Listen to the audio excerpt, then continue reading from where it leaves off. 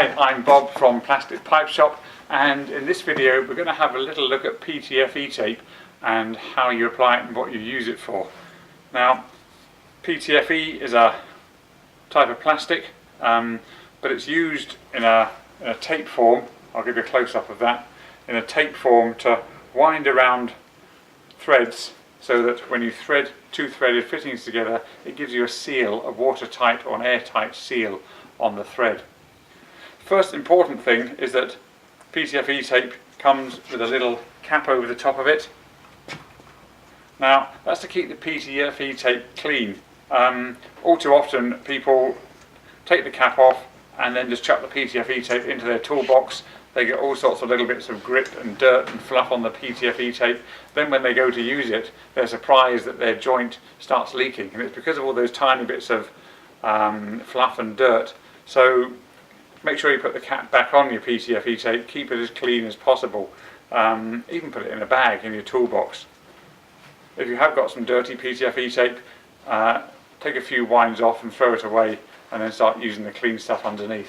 Okay, so when we're applying our PTFE tape, put your thumb through the middle of the PTFE tape.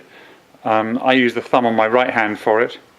Hold the PTFE tape on the thread with your other thumb on your left hand, and then roll the PTFE tape around the thread, making sure you're going around the thread in a clockwise direction. Okay, after a few turns, pull the PTFE tape off. Oh, I've lost focus there a little bit, and smooth the last piece of PTFE tape off, and just run your finger around it. I mean, here I've got my thumb inside the pipe as well. Run your finger around it and just smooth it around the thread, and then you're ready to join it. There's often a lot of talk about how many turns to put on a thread, and it depends on the size of the thread really. I usually put between about 3 and 5 turns on the thread, and that's enough. You sometimes see some people load it up with 10, 15, 20 turns, and that's far too much. So that's now ready to thread into your joint. The important thing about winding round clockwise, I'm going to unwind this for you so we can have a look at what will happen if I wind it the wrong way. It's important, if you ever take a joint out and are re-putting it in, that you take all the PTFE tape off. Don't be tempted to try and rejoin it with the old PTFE tape already still on there, or even put new PTFE tape on top of the old PTFE tape. What I'm going to do now is I'm going to put it on the wrong way. So I'm going to wind around anti-clockwise. I'll just do a couple of turns on here. Okay.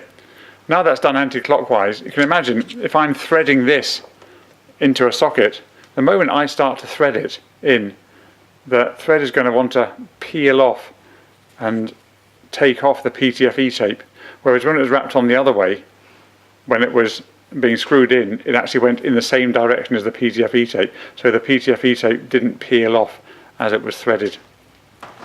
So there we have it, that's PTFE tape.